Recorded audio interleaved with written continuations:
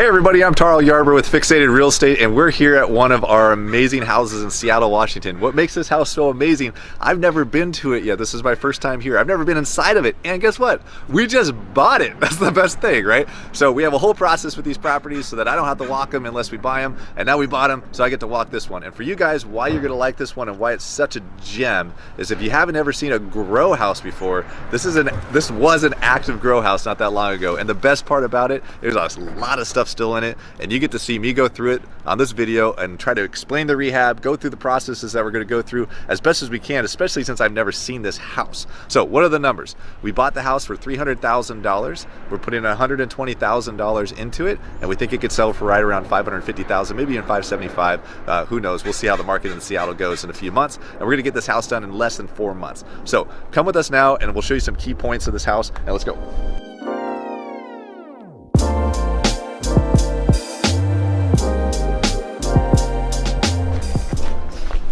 So, the number one reason why we bought it. Now, if you look at the outside and some of the roll, we'll show you some around the pictures of the house too. The house looks already in great condition other than the landscaping. It needs to be cleaned up. But the siding's practically brand new. All the windows are brand new. Heck, there's even a 2-car garage right here, or a 1-car garage that we're going to convert into a 2-car garage.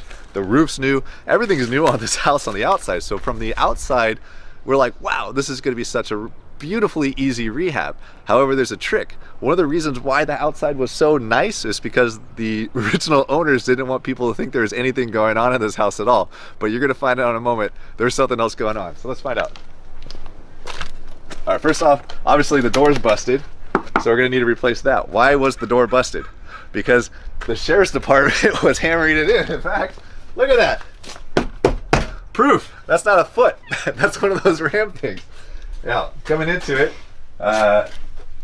electrical. So on a grow house, you guys might not know this if you guys aren't thinking about it, but this electrical right here looks pretty good, but most grow houses, they tap into the electrical. There's probably a lot of spaghetti stuff up in the 1st and 2nd and 3rd floor. If I had to guess, that would be in there. We're probably going to put a lot of money into the electrical because most of the time they splice into stuff, they hack through things so that they can get all their heat lamps and everything that's going on with grow houses throughout it.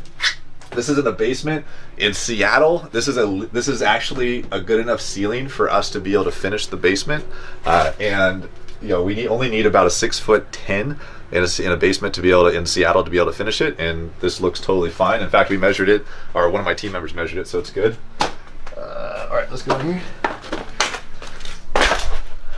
Can you guys see all this? So we got some. I don't even know what all this crap is. Let's go over here. All right, what used to be plants. Yeah, it looks like they cut the plants off, so that was the roots. I don't know anything about this stuff, and if you're watching this from Denver or Washington or one of the other legalized states to do this, maybe you guys can comment, tell us what it's all about or not. You can already see that they hacked into some electrical. It's all sorts of splicing like I thought so. So even though the electrical on the outside looked pretty good, based on all of this and all the little splicing that they had to do and hacking into this, we're going to put some money in electrical for sure, especially since we're probably going to finish this area. From what the tax record said is that there's about 800 square feet of unfinished basement. That would include this. There's that area over there. There might be a doorway over. There's another doorway over there. Let's go check that out. Look, fans. It's got cooling system inside already. It's like AC, but not.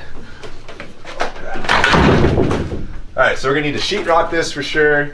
We're gonna need to get the smell out of here a bit and fumigate it. We also have, if you notice here, I didn't notice this. This is a chimney that they're venting right now for HVAC from their system that they used for their grow operation. We're probably not gonna be able to touch that, so we'll have to design our floor plan around that. Let's go in here. Water heater's new, that's a bonus. What is this? All right. Is this the garage? Mm-hmm. Oh yeah, this is the garage. All right. All right, so there is a garage door on the other side there. So when you're on the outside of the house, there's an actual garage door.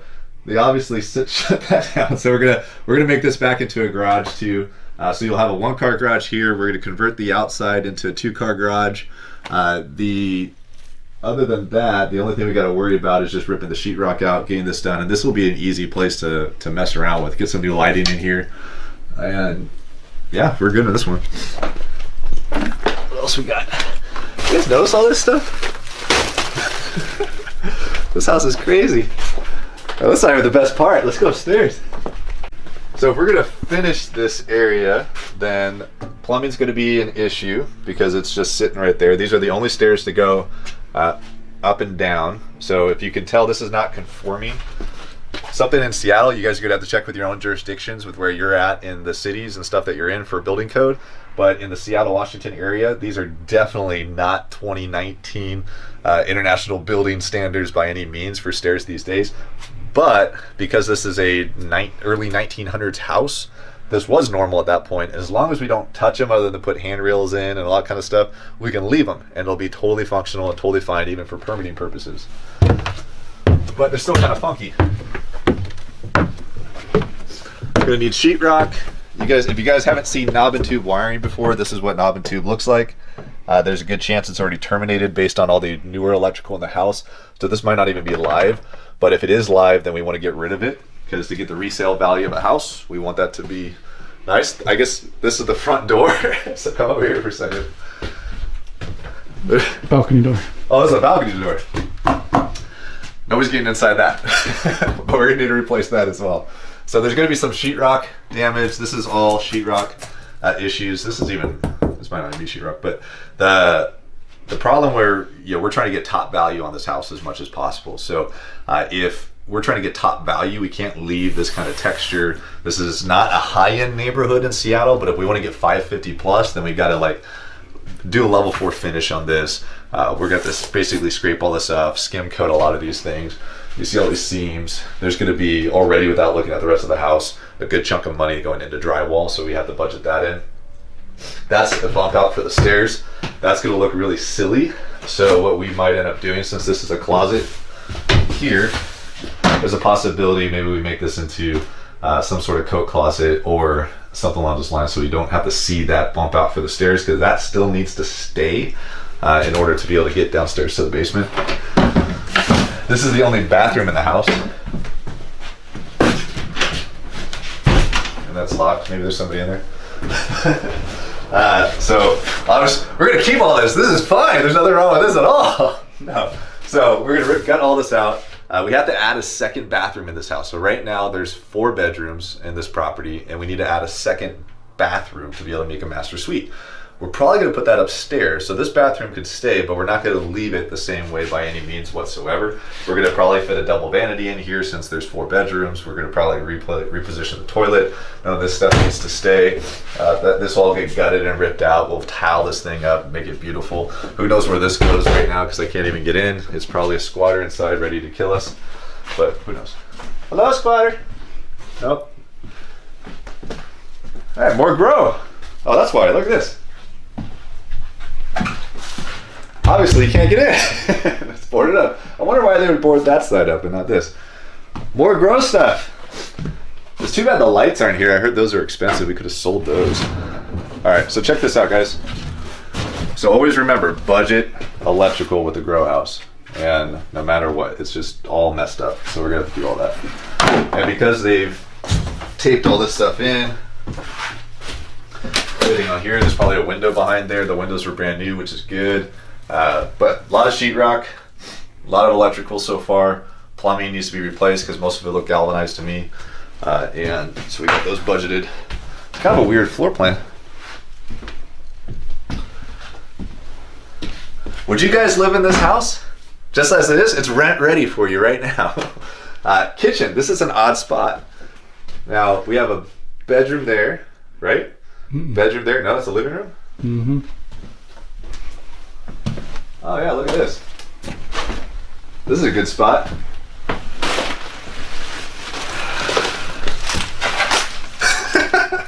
All right, trash out's gonna be huge on this project, right? So make sure you get your trash out budget set up for sure. So we have all this acoustic tiling too, and that's not gonna be very good for resale value, so we'll have to rip that stuff out. The HVAC stuff, obviously, big trash out budget. We could reuse this stuff for framing, right? We could save money on that for materials. No. All right, so this is the living room. Where's the front door on this thing? Is that it? That's it. All right, that's the front door. Can you guys see that? All right, so they're gonna come in. I do like on a good feature is that these arched walkways are really super cool. So we're gonna keep that. That would mean that, is that another bedroom? Yep. All right, another bedroom. So they walk in through the front door. These are all windows right here. So we'll open those all up. Nice living room, actually dining room area. So lift this to chandelier. We'll keep the chandelier. They're hooking us up. We can't get to that bedroom. You can. Can we from the There's other side? a secret way. All right, we'll go the secret way in a second. Our camera guy, who you guys will meet one day, is the only person that's been in this house on our entire team. So he gets to laugh and make fun of me for walking this thing, trying to figure it out live on camera. So front floor, come in, no big deal. Windows great. Living dining room area, fantastic. Depending on the bedroom, I don't really like, most people don't like having their bedroom like right against where the dining room is, so we might have to figure out a new entrance for that. It's kind of funky. You got bedrooms over there, bedrooms over here, bedrooms up there. Maybe that becomes a den or an office. This kitchen area, you know, like you've seen on HGTV and everything else, the house is going to be a lot more value if we open this wall up as much as possible so they can go into the kitchen.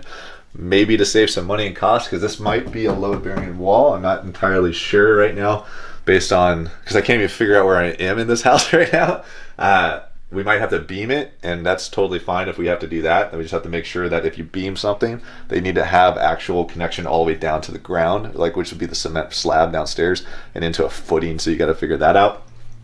Or we can pocket window this as well, so we can actually have countertop space on this side and just put a countertop base here and have a nice window opening to kind of make it nice, or just whatever. We'll figure that out. Our designers will figure that out. But there's options for sure. Maybe you guys have some ideas of what we should do to it. Like, comment, whatever. Give us some ideas of what we should do. This kitchen, so the plumbing's there, and I think we might leave that. So yeah, because you come in, bedroom, bathroom, downstairs. Here's that secret bedroom. That's a good sized bedroom. So windows there. It's gonna be a little funky for sure. More, I don't know if that's electrical. Like, do you think that's this is a light controller? Okay, so that's for all their light stuff. That actually might be worth something, so we might want to sell that. Who knows? And closet. Can anybody tell me what these are for?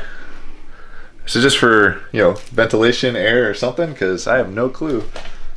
Who knows what's going on in that? We'll probably keep this because it's a feature. Smashing. All right, so electrical for the lights. Open this up. That's a door. What is this? A window? Window. All right, so here's another funky thing about this house. So you go from the kitchen, from the dining room, living room area. Got the kitchen. You got to go through the kitchen to get to the downstairs area, and you have to go through the kitchen to get to the upstairs area. Now, some of you guys might be thinking, cool, just change the floor plan around, no big deal. It's really challenging in the city of Seattle to move these stairs, right? Or move those stairs. The second we move them, then we're going to, 2019 building standards. We're going to have to totally make all these treads correctly, have a 3-foot landing. This isn't even a 3-foot landing area right here. These stairs would have to be completely ripped out, and we'd have to re-engineer this entire project and this entire house.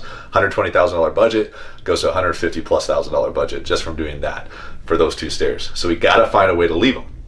Now, we can maybe put a railing here and get rid of this wall or something to kind of make it look a little bit nicer, not so funky, right? Who knows? We're going to have to figure that out. And once we get all this trash out of here and all these grow areas and sell what we can and stuff, then we'll go into it a little bit more detail to figure out like what we should do with this spot here, because we have a $120,000 budget to make this house awesome. And for some of you guys, 120 grand sounds like a lot of money, but in reality, this house is going to be fully tiled, full laminates everywhere. Everything's almost all new sheetrock, new wiring where it needs to be, new plumbing all over the place, new kitchen, new master suite upstairs. That money will go quickly, right? Especially in Seattle market. So let's go check out what's upstairs. And we're practically climbing the ladder here. If I can get this kind of vaulted a little bit, that would help, because right now my head's an issue here, but there's only so much we can do. All right. So ceiling height, once again, this is low, right? But this was, from what I can see from the outside, this was an addition or a dormer. So this is what you call a 1.5 story house in our neighborhood. So it's not a full 2 story, it's a 1.5 story. So this is actually legal. This is actually totally fine here. You wouldn't be able to do this today, but because it's already here, we can keep it. Look, this is perfect venting. Coming right out, no big deal. We might have to do something about that, or, you know, we're gonna do something about that. All right, closets. Closets, closets, closets, lots of closets. If I was a kid, I'd build a ton of forts here. I don't know about you guys, but we might get rid of that closet because this looks like it just got haphazardly put together. It's just plywood, no sheetrock. So budget-wise, all of this comes out and all of this gets sheetrock. So that's a huge budget thing. This is all plywood. So everything here has to come out and we have to redo it. Or we could put 1/4-inch sheetrock right on top of it. Depending on how smooth it is, we might do that to save some money now that I'm talking through it a little bit. But for the most part, we got to sheetrock this whole thing. This is good though. So you got a nice bedroom here, huge bedroom. This might become the master suite. We might put it downstairs, we don't know yet, but oh yeah, look at this. This is a cool door. We can save this door. Look at that. Hello, squatters. Any squatters? No. You got a mattress? Man, look at this. This is a tripping hazard. Do you think this is but they might call that an inspection or something? No, this is good. This is really good. So we have 2 bedrooms on the main, and these are 2 bedrooms right here. We can put another bedroom in the basement if we wanted to. We can even make the basement like a ADU, right? We can make it a accessory dwelling unit. We can add another master suite downstairs and put a master suite up here and a master suite down in the basement for multiple families. There's some really good options that we can do here. The problem though, if we put a bathroom in the basement though, is we then have to cut into the concrete and have plumbing down there as well for your toilet. And based on what I know from Seattle and everything too, we probably have to use what's called a grinder pump or an injection pump to be able to go uphill. So that way for in the basement. So that's going to be even more and more cost. So just thinking out loud right now, we're probably not going to put a bathroom in the basement, but we got to put a bathroom up here for sure. So we got lots of room for that. So either we take a bedroom away and make this one massive, amazing top floor master suite, and then put a basement bedroom, and that way we still get 4 bedrooms, right? Thinking about that right now. Make the basement a living area, put a bedroom, call it whatever it is. You have to have egress. Up here, make a huge master suite, which would be super cool. Downstairs, still 2 bedrooms. Open up the floor plan a bit. Be good there. You can make a amazing, like, full 5-piece, 8-piece, whatever, 10-piece bath, right? Get a soaker tub, dual shower heads, dual vanities, toilets, all this stuff go up here. People love it. Or a walk-in closet of some sort too.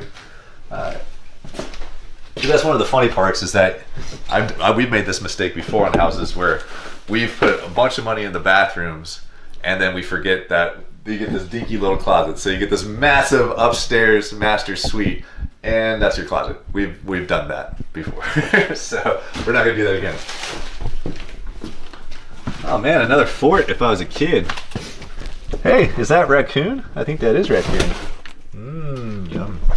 Go check it out. You go first. Ah! Hello. Oh, don't step in it. Don't step in it. Right. Yeah. So when I'm in here, I'm looking for any kind of bowing in the roof, which I don't see any. These knee braces seem like positive connections, but this is off by. So this is where it's at. This is that, but then it's sistered onto each other. That should be okay.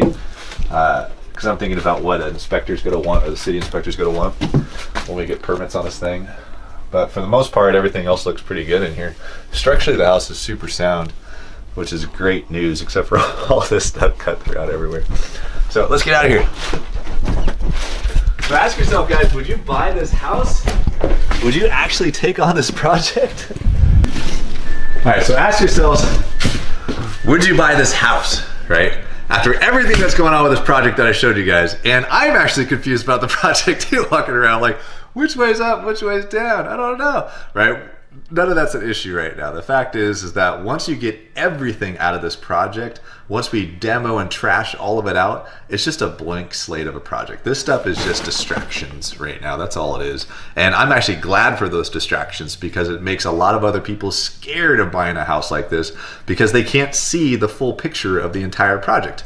If none of that stuff was in the house, it'd just be a normal 4-bedroom, 1-bath house that has a slightly funky little layout that's easy to fix. That's not that big of a deal, right? So there's some other things. Actually, as I'm talking to you right now, I just noticed something out of the corner of my eye on this room that we missed that I want to point out. So let's go here.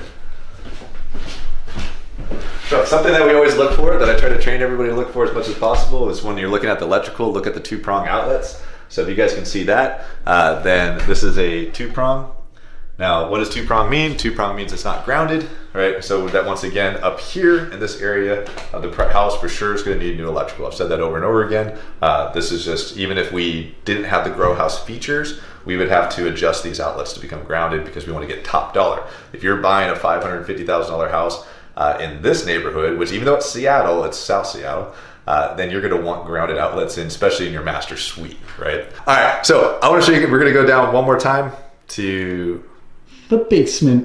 To the basement of doom. We're gonna go down one more time so I can show you guys some more stuff. Come with me. And we're gonna fast forward this part. Okay, so I have 2 more final thoughts for you guys. Number 1, don't be distracted by all this stuff that's in these projects. This is, at the end of the day, this is just like a hoarder house with a whole bunch of shiny stuff on the walls, right? That's it. There's just a bunch of junk in here and we got to get it out. And a lot of people that go to look at these projects, that they might be wanting to put an offer in it. It might be a hoarder house, right? Or it might be a house like this, a grow house, which I doubt most of you guys are going to go through houses like this. And they might get distracted by everything around here and not see the important things, such as the electrical, the HVAC systems, the different cosmetic items that we have to take care of. The fact that it's really not that big of a construction project once you get all this junk out of it. So we've had this happen more than once where we've had people walk the projects and they get distracted by all these little things and they miss the big things. This is not a big thing. This is just a trash out, right? Our only big thing we have to do on this house is sheetrock and some electrical. Everything else, cosmetic, which we're gonna do that anyway, so it's okay. The second thing I want you guys to think about too is don't be afraid to bring in help. Right? When you look at a project like this and maybe you get some overwhelm or maybe you don't know how to lay out the floor plan or any of that kind of stuff, that's okay. You can bring in help. Some help that we bring in all the time is we bring in a drafter. So we bring in somebody to do a 2D floor plan of this project so we can see it. We can also use a 3D home program that we can make 3D models with later if we want to. I don't think we need to on this house, but we want a 2D because if the rooms are a little messed up, maybe there's some nooks and crannies that we're not seeing. And once we have a 2D plan of the basement, the main floor, and the top floor, we'll be able to go to work with the floor plan. In this house, in reality, we got a couple walls we're knocking down, so I'm not really worried about the floor plan too much, but you can do that. You can bring in a designer, you can bring in your contractors. And actually, one last little tip on that. If you ever want to get a bid for a house like this from a regular general contractor, it's probably going to be a lot less expensive for you to do that if you just get a demo and a trash out company in here first and you bid them down to get all this out, because even most general contractors won't be able to see past all this junk either. So once you get it out of there, it's going to be way easier for you. That's a little nugget for you.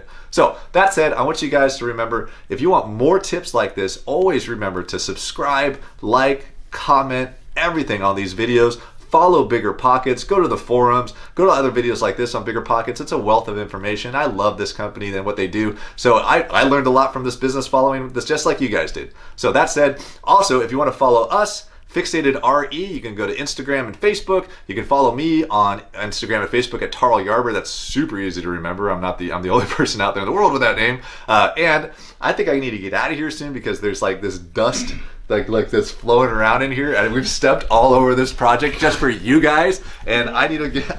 I see this white powder on the ground this whole time, and I don't know what it is, but I don't even want to touch it. But my lungs have already touched it. It's anthrax. It's anthrax. It's just me and our camera guy Nate together. It's our last video together. It's our last video together. Who knows? But hopefully you'll find more videos of us. And if you like, comment, subscribe on this one, you might actually see some more videos on this. And we're gonna get out of here because I gotta take a shower. Not with Nate, but I gotta go take a shower.